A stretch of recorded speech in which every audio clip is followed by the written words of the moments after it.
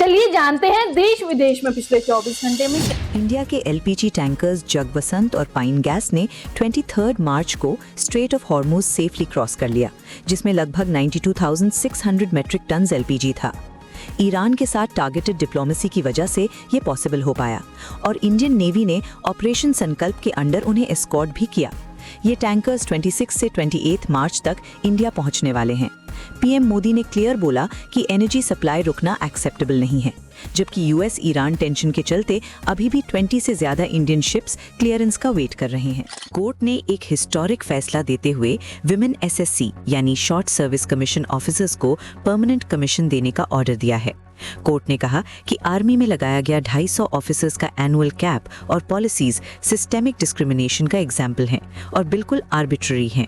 इस डिसीजन के बाद विमेन ऑफिसर्स को भी मेल ऑफिसर्स की तरह लॉन्ग टर्म सर्विस और लीडरशिप रोल्स की इक्वल अपॉर्चुनिटीज मिलेंगी, जो जेंडर इक्वालिटी की तरफ एक बड़ा स्टेप माना जा रहा है। हैदराबाद में फ्यूल शॉर्टेज की अफवाहों से पेट्रोल पंप्स पर भीड़ लग गई, खासकर उप्पल और अट्टापुर में। पुलिस ने क्लियर किया कि फ्यूल की कोई कमी नहीं है और सप्लाई नॉर्मल है। ऑफिशियल्स ने पैनिक ना करने को कहा, बताया कि ये सिर्फ टेम्परेरी डिले है और इंडिया के पास 60 to 90 डेज का रिजर्व है। कोर्ट ने एक इम्पॉर्टेंट फैसला देते हुए कहा है कि अगर कोई व्यक्ति हिंदुइज्म, सिखिज्म या बुद्धिज्म के अलावा किसी और रिलीजन में कन्वर्ट हो जाता है तो उसका शेड्यूल्ड कास्ट यानी एससी स्टेटस खत्म हो जाता है।